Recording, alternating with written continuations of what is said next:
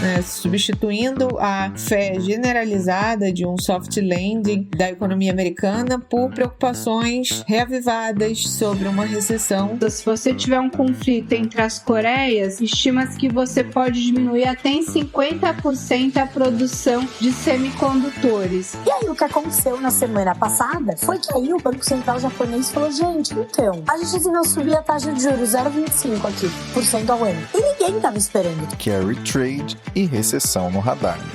No Terraço Cast de número 440.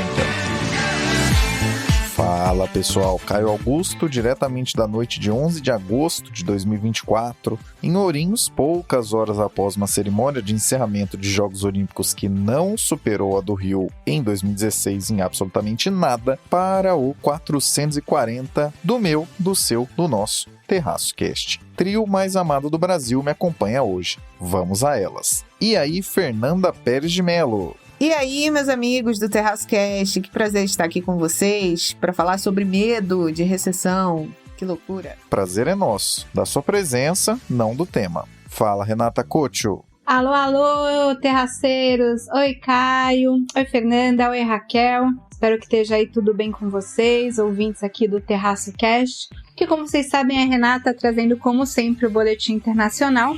Essa semana eu gostaria muito de estar em Paris aí, falando para vocês sobre Olimpíadas. Aliás, façam aí, né, peçam pro Caio me mandar, né, como representante aí do Terraço no Boletim Internacional para as próximas Olimpíadas. Eu tô aqui assistindo tudo, queria falar para vocês sobre a Rebeca Andrade e tal. Mas não, né? O Caio, como sempre, me trazendo aqui missões interessantíssimas no Boletim Internacional. E a gente, essa semana, vai para as Coreias. A gente vai falar de uma briga. Aliás, as duas Coreias, né? Nas Olimpíadas também. Achei interessante ver alguns atletas da Coreia do Norte até competindo nas Olimpíadas. Inclusive aí na ginástica olímpica, que é meu esporte preferido das Olimpíadas. Enfim, a gente vai falar do conflito da Coreia do Sul, Coreia do Norte. É um daqueles conflitos, né? Remanescentes da Guerra Fria, e o Caio me convenceu com um artigo da Bloomberg que traz alguns dados que eu achei assim bastante impressionantes em termos numéricos, né, do que uma piora desses conflitos, né, um aumento da tensão entre as Coreias, o que impacto que a gente pode ter aí na economia global. Para não falar que não falamos de Jogos Olímpicos, fica aqui a intenção de boletins internacionais em LA 2028. Vamos torcer. Tudo bem, Raquel de Sá?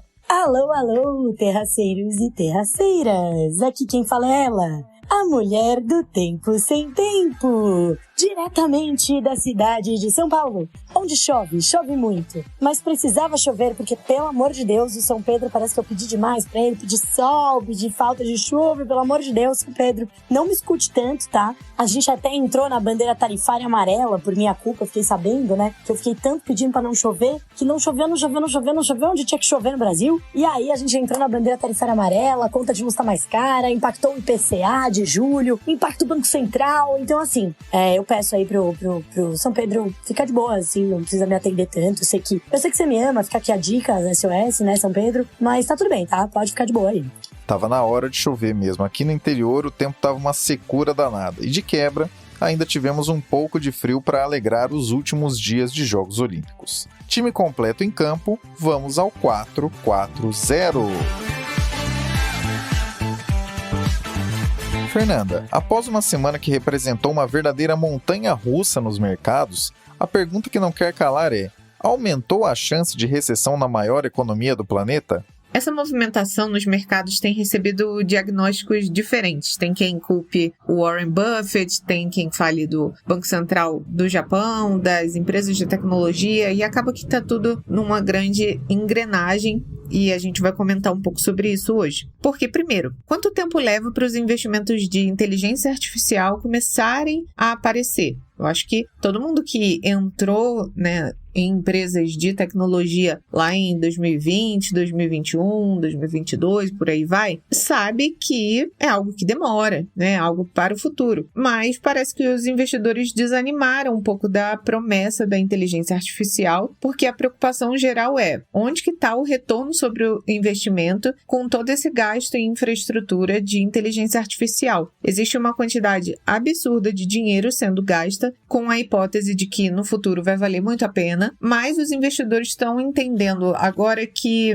essa recompensa vai levar tempo demais, né, para se materializar, mas com o resultado disso, né, as empresas têm mostrado balanços um pouco mais, com um pace um pouco mais devagar do que o esperado, vamos colocar assim. Hoje eu tô falando com vocês, é dia 5 de agosto. E os dados ressaltaram que os investidores foram surpreendidos pela rápida mudança no sentimento de entrega, né, desse investimento todo em tecnologia, com o relatório do payroll de sexta-feira, dia 2, ajudando, né, a colocar mais, na verdade, endossando essa ideia, né, substituindo a fé generalizada de um soft landing da economia americana por preocupações reavivadas sobre uma recessão. Os dados dessa sexta-feira mostraram um crescimento inesperadamente lento do payroll, ressaltando esse risco de uma possível crise, mas todas essas preocupações agora vêm aumentando também depois que o Banco Central americano optou por não cortar as taxas nessa reunião de julho, com alguns especialistas pedindo que ele interviesse antes da sua próxima reunião agendada. Essas preocupações foram agravadas pelos relatórios das empresas. Para vocês terem uma ideia, no relatório da Intel, as ações sofreram um declínio histórico na semana passada, depois que a empresa deu uma previsão de crescimento bem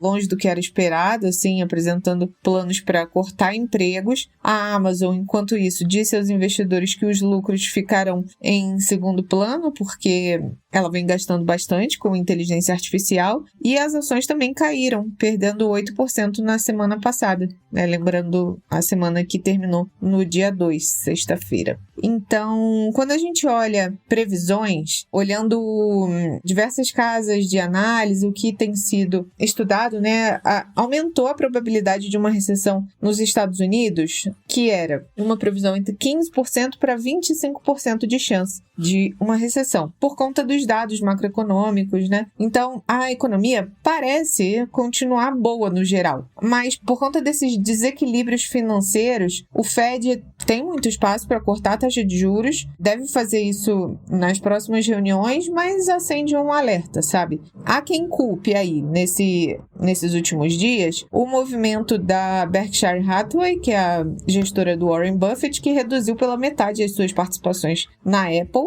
mas tudo leva a crer que foi por razões fiscais, porque o Warren Buffett continua falando que a Apple é uma companhia muito boa, né, ainda melhor do que a Coca-Cola, que ele sempre elogiou, enfim. Outras pessoas também colocam ênfase no fato do Banco Central do Japão ter aumentado as taxas de juros, o que desencadeou uma debandada ali local, né, das ações japonesas para títulos de dívida. Então, isso, num ambiente que já está de alerta, ajuda a aumentar as preocupações sobre o que pode acontecer com a economia, se está de fato entrando numa recessão, se está piorando o cenário atual.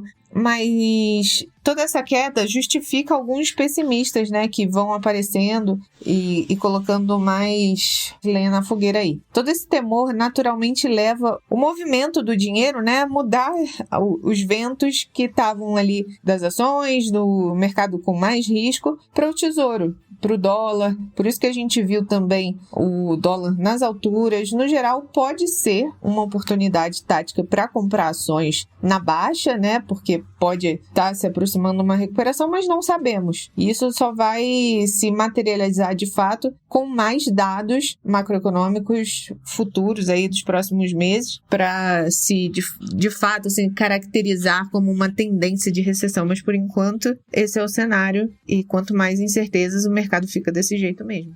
Se formos reduzir o ano passado a uma expressão, essa expressão seria AI. A tal inteligência artificial, que gera a sigla AI, né, Artificial Intelligence, demanda uma quantidade cavalar de investimentos e, no fim das contas, está cada dia mais difícil demonstrar o destravamento de valor disso tudo. Não nos entendam mal, não é como se as maiores empresas do mundo não lucrassem. Na verdade, elas lucram sim, e lucram bastante. O problema é que a sinalização de todas elas de um crescimento muito maior do que o que se tem visto tem decepcionado, e junto a isso, essa parte da demanda de investimentos também preocupa. Atenção, amantes da inteligência artificial, aqui vai o aviso, essa voz que você está ouvindo vai soltar um possível impropério, mas será bem rápido e não vai doer nada. Lá vai. Sabe aquele negócio da Meta queimar alguns bilhões com o metaverso, mesmo sem saber quando é que ele vai pegar de verdade? Diríamos que a quantidade de investimentos necessários para que AI destrave valor, investimentos esses numa monta superior ao que investe, por exemplo, a caríssima indústria de exploração petrolífera.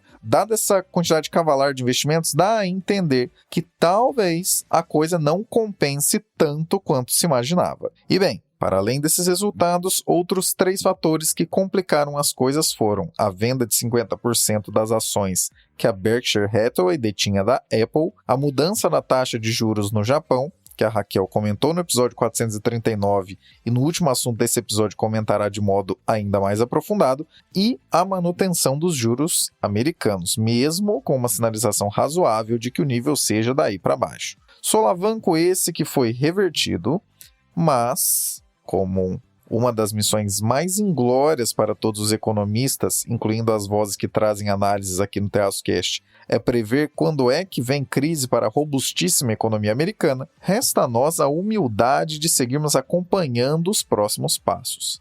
Os sustos recentes você já sabe os motivos e ainda saberá mais nesse mesmo episódio, fica aí. Será que esse tipo de coisa conseguirá abater a economia americana?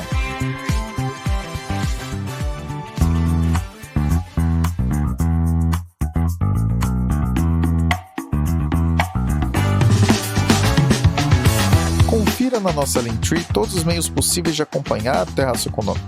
Nossas redes sociais, parcerias ativas, e-books e até mesmo como você pode cadastrar seu e-mail para receber nossa newsletter semanal, a Reflexionários. Então, para resumir a ópera, não deixe de visitar nossa Linktree. Esse link está na descrição desse episódio.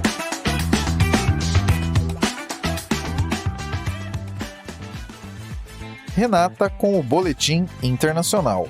A ameaça de 4 trilhões de dólares trazida pela Guerra Fria dos tempos atuais. E o que acontece? A principal chave dessa questão está aí nos semicondutores, né? A Coreia do Sul, ela representa 70% da produção global de semicondutores e, como a gente sabe, né, é um componente fundamental para toda a indústria de computadores, de tecnologia. Então, você diminuir, né, um país, ou se você tiver um conflito entre as Coreias, estima-se que você pode diminuir até em 50% a produção de semicondutores, o que acarretaria, né, a estimativa aí desse artigo da Bloomberg. Eu vou pedir até para o Caio colocar o link aí no podcast para vocês depois poderem ter acesso, né, ao artigo completo. Ele fala que isso poderia causar uma queda no PIB mundial, uma retração cerca de 3%, se isso acontecesse e realmente tivesse essa queda na produção de semicondutores, né, uma queda que seria aí em torno de 50% da produção. E diminuiria, né, o comércio entre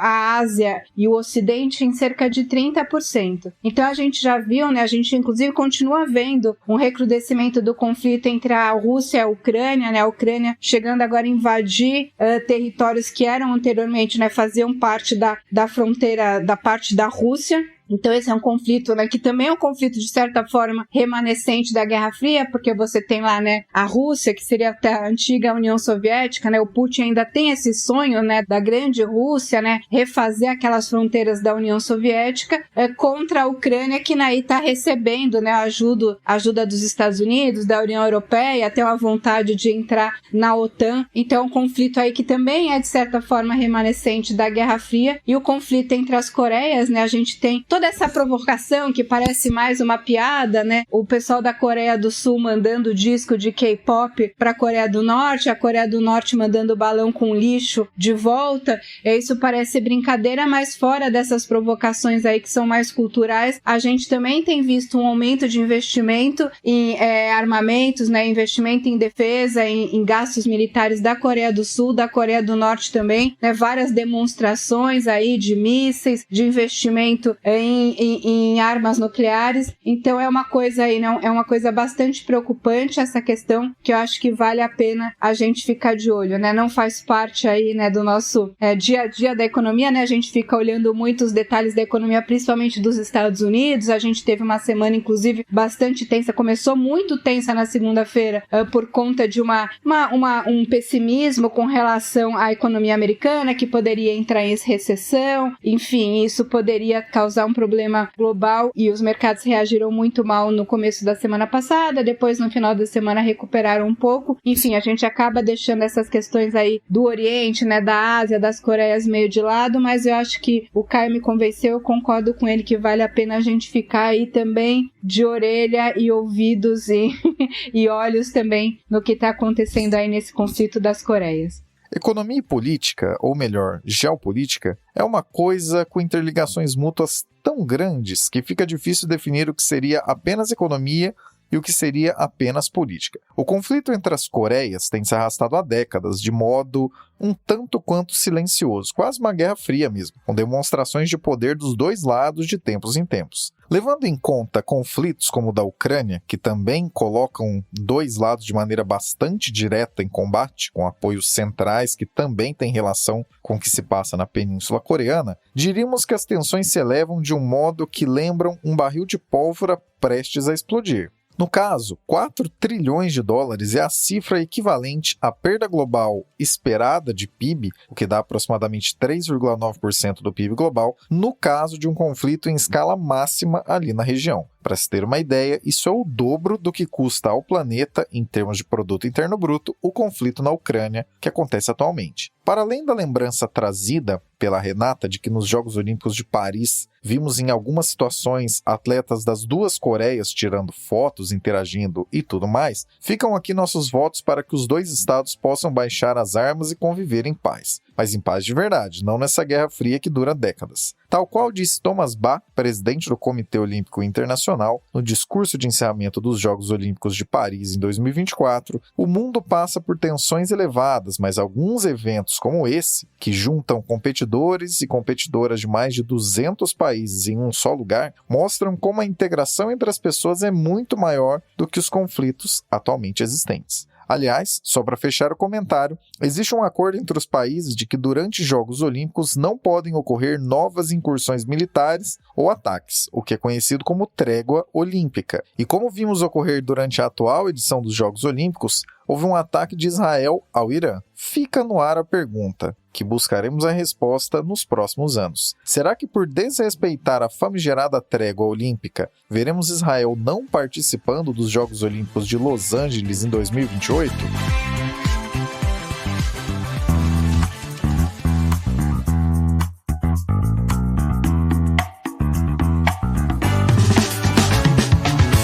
Gosta de como os conteúdos do Terraço Econômico traduzem e desmistificam as coisas? Saiba que não fazemos isso apenas com análise dos cenários, mas também para parceiros comerciais. Para saber como o seu negócio e o nosso negócio podem ser parceiros, visite na nossa Linktree o item Contrate o Terraço. Quem sabe seu produto ou serviço pode não apenas ganhar uma descrição mais adequada, como também acessar as centenas de milhares de pessoas que nos acompanham todos os anos. Já pensou?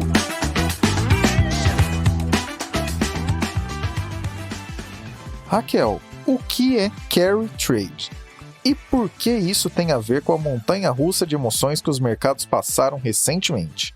E claro, né? Eu sei que eu sempre acabo conversando com o São Pedro aqui, né? Mas, obviamente, eu sempre esqueço de dar oi para as minhas colegas de podcast Rê e Fê. Olá! Olá para vocês, companheiras. Olá também para o Caio, nosso âncora. O nosso âncora, gente, vou contar uma coisa aqui pra vocês. Ele queria me jogar numa pauta muito difícil. Na verdade, eu dei a ideia da pauta, né? E eu vou contar pra vocês, vou dar um spoiler aqui, tá? Era uma pauta muito legal sobre políticas públicas na área de esportes, né? Então, como construir políticas públicas que incentivem, né, o esporte, o desenvolvimento do esporte no país, né, ao mesmo tempo em que você otimiza o investimento privado nessa área, né, a partir de incentivos de políticas públicas, né? Então, aquela bela política pública que a gente gosta, que é regula, incentiva e alavanca o capital privado. Mas eu confesso que eu procurei material e eu não achei. Então, se vocês, terraceiros e terraceiras que nos ouvem, tá, souberem de algum material, alguma pesquisa empírica, eu até perguntei para minha querida Olivia Sensata, a rainha da microeconomia, né, e da política pública, ela falou, nossa, eu também não sei, eu tenho super interesse no tema, mas eu nunca vi nenhum paper sobre isso. Então, se vocês souberem, gente, mande aqui pra gente, que a gente tá realmente querendo aprender mais sobre esse tema e queremos um especialista para falar desse tema aqui de políticas públicas na área dos esportes no clima de Olimpíadas, não é mesmo? Porque eu sei que, uma coisa eu sei, no Brasil, a gente não faz muito bem, porque basicamente os nossos atletas, eles vão contra tudo e contra todos e eles ganham, né? Em muitas, né, a gente tá vendo, principalmente as mulheres, porque são todas maravilhosas. Mas eu queria realmente ter uma curiosidade acadêmica aqui, pra saber mais sobre esse tema. Então, se você souber sobre esse tema, fale com a gente, fale com o Caio Augusto. Se você souber sobre papers, mande pra gente. Se você conhecer alguém também, mande pra gente. Então, esse foi mais um Terraço Cast Adeus. Não, gente, então esse era só um pedido. E agora, vamos ao tema. É isso mesmo, Caio Augusto. O tema de hoje é Carry Trade. Eu já dei uma palhinha desse tema na semana passada, né? Quando eu tava falando de Copom. Eu falei, tem um negócio aí que tá balançando também as moedas aqui dos países emergentes, que é uma história lá no Japão e tudo mais. Mas eu falei de uma maneira meio rápida. Então eu resolvi, como só se fala nisso, né? Só se falou nisso nessa semana, eu resolvi trazer aqui, né? Um episódio, uma fala, na verdade, aqui sobre esse tema. E eu procurei começar aqui a falar disso sobre a definição de carry trade no Wikipedia, né? Então temos aqui o Wikipedia. Segundo o Wikipedia, carry trade é uma aplicação financeira que consiste em tomar dinheiro a uma taxa de juros em um país e aplicá-la em outra moeda, onde as taxas de juros são maiores. É perfeito. Eu achei muito boa essa explicação, tá, da Wikipedia, porque é exatamente isso que eu demorei muito tempo pra entender e eu devia ter botado na Wikipedia antes, né, gente? Porque é literalmente isso, né? É uma operação em que você pega dinheiro emprestado onde é mais barato para investir aonde tem retornos maiores, ou seja, onde é mais caro. Só que para fazer isso, você normalmente vai pegar emprestado numa moeda, e aí para você investir no país que está com os retornos maiores, você passa para outra moeda, você compra a outra moeda. E essa operação, ela era muito feita, tá, com o ien japonês, com os juros japoneses em ien japonês. Por quê? Porque os juros japoneses, como a gente fala, né, como, enfim, todo mundo sabe aí, não precisa ser todo mundo que sabe, mas enfim, como muita gente sabe, os juros no Japão, eles estão baixíssimos há muito tempo, né? Foram os japoneses que, inclusive, inventaram o quantitative easing, né, que foi o primeiro banco central a implementar a política de quantitative easing, que é aquela compra de ativos no mercado para você injetar liquidez. Então, assim, minha taxa de juros já tá lá embaixo, eu não sei mais o que fazer para aumentar a liquidez da economia, para estimular a economia, então eu vou começar a comprar ativo no mercado, né? Eu vou comprar título, eu vou comprar... O Banco Central japonês chegou a entrar até em private equity, né? Virou um investidor, né? Por quê? Para injetar liquidez, para tirar dinheiro de circulação, né, para tirar títulos, né, de circulação e colocar dinheiro. E esse quantitative easing, ele foi muito usado depois da crise de 2008 pelos Estados Unidos, pela Europa, enfim, por vários países aí, né, por vários bancos centrais no mundo para injetar liquidez. E depois também da pandemia ele foi bastante usado. E aí o quantitative tightening é o contrário. E por que eu tô falando aqui de quantitative easing e tightening, quando na verdade eu queria falar de carry trade? Um monte de palavra em inglês aqui, gente. Porque é para ilustrar como o Banco Central japonês, ele luta contra os preços baixos há muito tempo, né? Então, o Japão, ele sofre com uma inflação muito baixa, não com os preços baixos, né? Na verdade, é com os preços que não sobem a um ritmo saudável. Então, o Japão, ele estagnou, né? Ele é uma economia muito relevante, né? Mas é uma economia que ela tá estagnada há muito tempo. O Japão, ele não consegue crescer, ele não consegue aumentar o seu PIB potencial, né? Ele não consegue crescer de maneira robusta há muitos anos. E um dos grandes problemas, né? E, na verdade, problemas e frutos disso é uma inflação muito baixa. E aí, depois da pandemia, até a inflação do Japão começou a subir. Só que o Banco Central japonês foi praticamente o único banco central desenvolvido, que estava todo mundo já falando em subir juros, né, nos últimos meses, e ele ainda falava, não, a gente aqui vai manter a política estimulativa, né, a gente vai seguir estimulando, seguir no zero. Eles nem subiram os juros, tá, gente? Eles ficaram lá no 0, não. E aí começaram a ver que a inflação começou a subir. Começou a subir de maneira mais robusta, eles falavam muito que era temporário, parte disso sim desceu, né, parte do que a gente viu de um aumento de inflação no Japão, junto com os outros países no auge da pandemia, cedeu, mas eles começaram a ver que isso começou a se disseminar na economia. E aí, gente, o Banco Central japonês começou a fazer duas coisas. Uma, quando os bancos centrais dos outros países desenvolvidos subiram muito juros, o ien, ele ficou muito fraco, porque o Banco Central japonês continuou com a política monetária lá super, né, com o afrouxamento monetário, com a política super estimulativa. Ou seja, juros baixos e os outros países com juros altos, isso enfraqueceu a moeda japonesa, porque ninguém queria ficar lá no Japão, né, com juros baixíssimos, rendendo nada. E aí, o ien começou a ficar muito fraco e isso começou a alimentar muito a inflação lá dentro. Então, eu cheguei a ouvir vários, enfim, podcasts aí que eu gosto, falando sobre como isso estava dando um problema social no Japão. Que a inflação, que, enfim, não é uma realidade da população japonesa há muitos anos, começou a subir muito por conta da depreciação da moeda. Porque grande parte da economia, né, japonesa vem de importações, principalmente alimentos. Então os alimentos começaram a subir muito lá no Japão, porque a moeda perdeu valor, e isso, enfim, começou a virar um problema social. E aí o Banco Central falou, não, vamos tentar dar um jeito nisso aqui sem precisar subir os juros. E aí eles começaram a intervir no câmbio. E toda vez que o dólar perdia força no mundo, né, então, por exemplo, o Banco Central deu uma sinalização que pode começar a subir, a reduzir os juros em breve. Aí o Banco Central japonês ia lá e intervinha no câmbio. E ele intervinha no câmbio porque ele queria maximizar um movimento que já estava acontecendo, né? Potencializar um movimento que já estava acontecendo. Então, o dólar tá perdendo força no mundo hoje porque teve dado mais forte de atividade, e o pessoal tá achando que o Banco Central vai cortar os juros, então vamos intervir no câmbio, né? A gente vai intervir colocando aqui, vendendo dólares, né? Pra gente conseguir fortalecer a nossa moeda.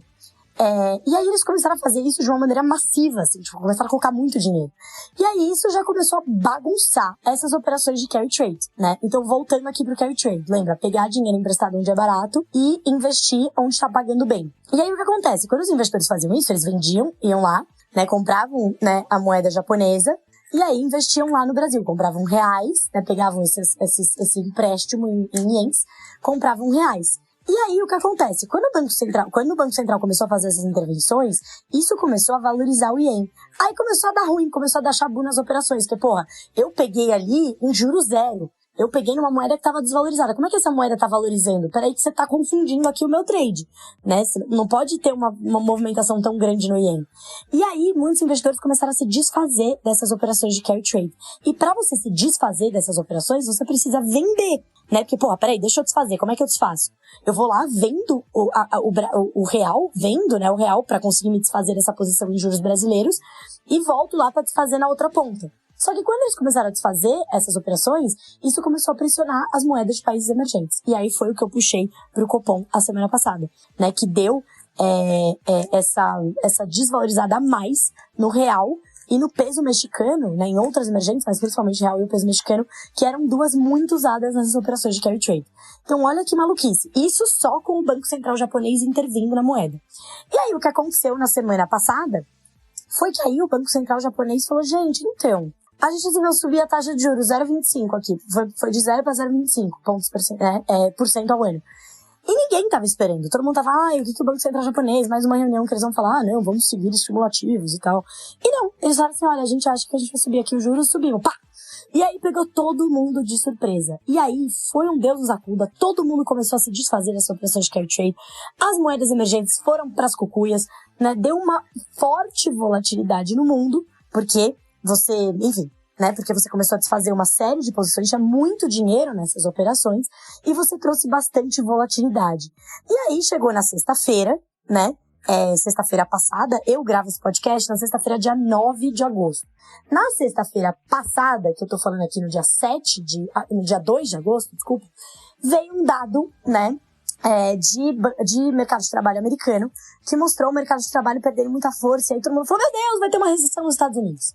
Aí juntou tudo, gente. Recessão nos Estados Unidos, posições de carry trade se desfazendo, e aí virou aquela meleca que aconteceu na segunda-feira, né? Então, segunda-feira eu lembro que eu tava na academia, e aí falaram pra mim assim, você tá vendo aí que, Nikkei, cara, despencou, bolsa japonesa acionou o circuit breaker 2 vezes já, e assim, eu lá na segunda-feira tentando acordar na academia ali, fazendo meu desenvolvimento superior ali. Eu falei, E aí sim, né, aí foi um movimento de aversão ao risco enorme, um movimento de manada, né, que as bolsas acordaram na segunda-feira de ponta cabeça, né, muito levadas tanto por essa questão do medo de uma recessão nos Estados Unidos, aliado a todo esse Deus nos acuda envolvendo as operações de carry trade, e, enfim, expectativas aí de que os juros iam continuar subindo no Japão, e aí uma coisa uniu a outra, né, teve um espalhamento dessa aversão ao risco e as bolsas viraram de ponta cabeça na segunda-feira.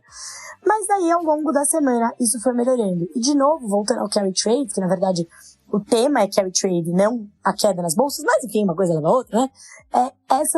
Na quarta-feira, se eu não me engano, o JP Morgan soltou um relatório dizendo que 75% das operações de carry trade que estavam vigentes há algumas semanas atrás já tinham sido desfeitas. Então isso, com o fato de que saíram outros dados de atividade nos Estados Unidos e mostraram que, peraí, que não é tão mal assim, veja bem, né, não tá, a economia não vai entrar numa recessão, foi só um dado pontual, só foi um pouquinho pior que o esperado, vamos devagar com dor. Então essas duas coisas, né, tanto um respiro, um fôlego de peraí, vamos olhar os dados melhor, né, de atividade americana. E também, esse relatório do JP Morgan mostrou que as operações de carry trade já estavam sendo desfeitas. E também tivemos o quê? Fala do Banco Central japonês, do vice-presidente do Banco Central japonês, que falou, gente, diante de toda essa instabilidade nos mercados, a gente não vai mais subir os juros nos próximos meses, enquanto os mercados não tiverem um pouquinho menos voláteis, né? Então, enquanto não voltar um pouco à normalidade, podem ficar tranquilos que a gente não vai causear aqui, né? Falaram bem assim. Então, bom, bem assim não, né, gente? Nenhum banco central fala sobre causear no jogo. Mas eles falaram basicamente isso. E aí, essa confluência de fatores trouxe um fôlego, né? Ah, não, então peraí, então não foi tudo isso. Reverteu, né, praticamente toda a queda que a gente viu na segunda-feira já reverteu na sexta-feira, a gente teve uma reversão. E aí, gente, todos conseguiram sextar felizes e contentes, né? Então, na própria terça-feira, a bolsa japonesa já retomou boa parte da queda aí de segunda-feira, né? A bolsa nos Estados Unidos também. Aqui no Brasil, a gente acabou não sofrendo tanto, né? Porque a gente não tem, apesar da nossa moeda ter sofrido, aí olhando para essas operações de carry trade especificamente, ela já estava sofrendo, né? Na bolsa a gente viu menos, porque a gente tem uma menor correlação com todo esse movimento, né? Porém, o que a gente viu, que também foi uma boa notícia, foi o real, né? Foi o dólar ganhando fôlego aqui, o real fortalecendo um pouco. Então a gente terminou a semana com um real aí em 5,60, se eu não me engano, né? O que parece uma maluquice. Nossa, ai, Jesus. Nossa, que bom! O real fortaleceu, 5,60. Mas bom, pra quem tava flertando ali com 5,80 e poucos, né? Esse 5,60, 5,60 abaixo, já é uma boa notícia. E uma boa notícia pro Banco Central, né? E aí, bônus, né? Bônus track aqui, que eu adoro surpreender Caio Augusto. O IPCA, que foi divulgado hoje, né? Nessa sexta-feira em que eu gravo esse podcast, ele corroborou com tudo que a gente vem falando aqui, né? No Terraço Cast. Do Copom, né, da instabilidade da moeda, da nossa moeda mais fraca impactando a inflação. E o IPCA já mostrou isso, né? O IPCA aqui que ele mostrou, de maneira resumida. Alimentos continuam caindo, né? Deflação de alimentos de novo. Então, gente, é isso. Não é hora de regime. Vamos todo mundo comprar alimento. Na verdade, é hora de regime sim, porque os alimentos que mais caíram foram frutas, legumes, né, e verduras. Então, olha aí, os in natura. É hora do regiminho, né? Se você quer aliviar seu bolso, vamos fazer um regime. Alimentos caindo, normalizando, né? Na verdade, mais do que normalizando depois da alta que a gente teve ali em maio por conta das enchentes no Rio Grande do Sul. E aí a gente também teve alta. Aí, por outro lado, né, a gente teve alta em gasolina e energia elétrica. Energia elétrica é o que eu falei ali no meu alô. A gente teve mudança da bandeira tarifária para amarela. E a parte da gasolina é reflexo do reajuste da Petrobras. Mas o que mais chamou atenção? Tudo isso era meio sabido, né? O que mais chamou atenção? Os preços de produtos industriais, tá? Subindo. Era algo esperado, mas a gente tá vendo isso se concretizar. Muito por conta do quê? Da depreciação da nossa moeda. Então, quanto mais fraco o real, mais, né, maior o preço de industrializados. Quando a gente olha o preço de commodities no mundo, eles estão praticamente estáveis. Só que aqui no Brasil eles estão subindo. Por quê? Porque o real está desvalorizando, né? Então, isso é super importante. Então, olha, a gente vai do Banco Central japonês, do carry trade, para a inflação brasileira. Porque, sim, tudo está ligado, gente. Então, mostra essa preocupação.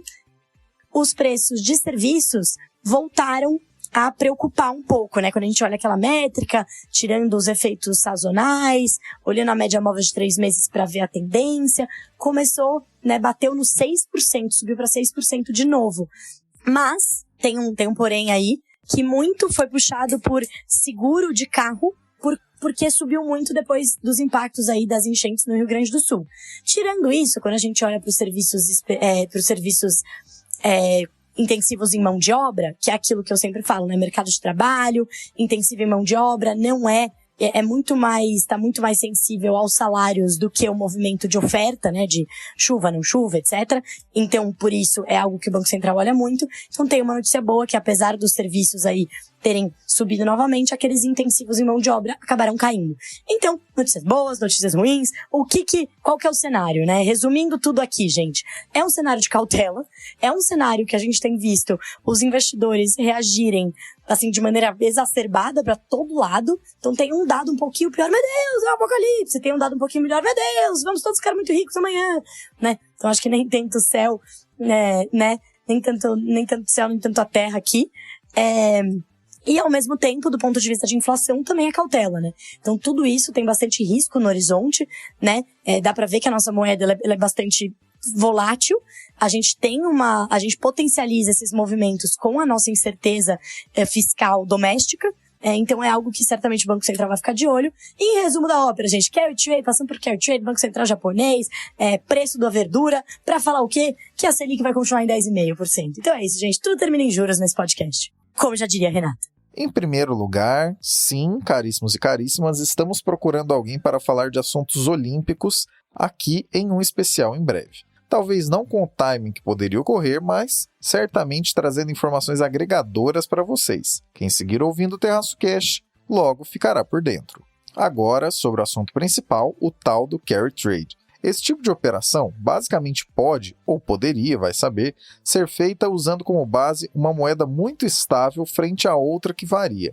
No Japão, em uma busca insana pelo cumprimento de metas de inflação e crescimento, temos uma política há muitos anos de juros zero ou até mesmo negativo, e mesmo assim uma moeda razoavelmente estável. Nos tempos recentes foram basicamente duas as novidades. Em primeiro lugar, a moeda bem estável sofreu uma desvalorização enorme frente ao dólar, que inclusive acabou trazendo efeito inflacionário para o país. E, em segundo lugar, após muito tempo com juros zero, ou negativo, houve uma alteração do Banco Central japonês, o tal do BOJ, para 0,25% no juro base lá. Em juro, isso pode não parecer relevante, mas leve em consideração dois dados importantes. Em primeiro, o fato de que essa mínima subida de juros causou uma valorização do ien frente ao dólar, ou seja, aquela estabilidade se alterou. E, em segundo lugar, existem mais de 750 bilhões de dólares em carry trade nos bancos japoneses hoje. Então, uma pequena alteração nos juros moveu esforços imensos de reversão das posições de carry trade, o que acabou fazendo desabar os mercados japoneses e, no fim das contas, passaram todo o enorme receio para o resto do mundo. Tudo lembra bastante aquele meme do cara derrubando uma pecinha de dominó e peças muito maiores vão caindo em seguida até que uma grande peça acaba caindo. Uma pequena alteração no juro japonês serviu para o fortalecimento razoável do ien frente ao dólar, assustou muita gente que fazia carry trade, lembrando, 750 bilhões de dólares em posições ativas. Do meio do mês de julho até os dias atuais, a bolsa japonesa saiu de um recorde desde os anos 90 de 42.200 pontos para uma queda a 31,5 mil pontos e, atualmente, até o fechamento do dia 9 de agosto de 2024, que foi a sexta-feira anterior à ancoragem desse episódio, chegou a 35 mil pontos, a bolsa japonesa. Ou seja, em termos de Japão, talvez o maior susto tenha passado, mas certamente os efeitos ainda seguem se desdobrando. Unindo todo esse sacolejo ao que vemos nos Estados Unidos, com os dados que indicam que uma recessão se aproxima, como a Fernanda bem trouxe no primeiro assunto desse episódio, mercados mundo afora acabaram sofrendo uma bela porrada. Ainda bem que você conta com o Terraço Cast para te mostrar como uma situação que aconteceu lá no Japão impactou mercados na Ásia, nos Estados Unidos, nos emergentes e, claro, até mesmo no dólar aqui no Brasil, que por aqui chegou a superar R$ 5,80 durante esse momento e no fechamento da última sexta-feira agora está na casa de R$ 5,50, o que é uma despressurização relevante. E para fechar, sobre o IPCA, Em 12 meses, temos o teto da meta batendo, 4,5%. Para além do efeito de reajustes na energia elétrica, que mudou de bandeira, e gasolina, que sofreu reajuste por parte da Petrobras, temos também já presentes os efeitos da desvalorização cambial. Lembra do tal pass-through que pontuamos no episódio 439? Então, é ele. E também pressões de serviços, mesmo que não tão espalhados quanto se imaginava. Fala-se que a Selic, que permanece em 2 dígitos, 10,5%, pode até aumentar. Se irá aumentar, não sabemos, mas já dá para ter em mente que Selic só cai se cair de 2025 em diante. Tanta instabilidade lá fora traz cautela para todas as decisões em terra brasileiras. Lembre-se, sempre que o mundo desenvolvido espirra, o mundo emergente gripa e o Brasil, que já não faz a lição de casa nem quando está dando tudo certo lá fora, acaba mesmo pegando pneumonia. Vamos nos despedindo do trio mais amado do Brasil, que trouxe neste 440 do TerraçoCast suas análises simples, mas não simplistas. Obrigado, Fernanda! Obrigada, Caio e meus amigos aqui, terraceiros e terraceiras, que ouviram esse episódio até o final. Vocês sabem que podem me encontrar nas redes sociais como @sigafefa. E é isso, muito obrigada, grande abraço para vocês. Beijo. Obrigado, Renata. Um beijo a todos aí, espero que fiquem todos bem, continuem acompanhando aí o final das Olimpíadas e até a próxima semana. E obrigado, Raquel. É isso, pessoal. Por hoje eu fico por aqui e a gente se fala e se ouve na semana que vem. Você que sempre nos acompanha, que tal trazer mais gente para ouvir e também acompanhar o TerraçoCast? Não deixe de enviar esse episódio para alguém que também queira ficar por dentro das discussões relevantes a nível doméstico e internacional. Abraços pelas ondas sonoras. Continuamos a prosa no próximo episódio.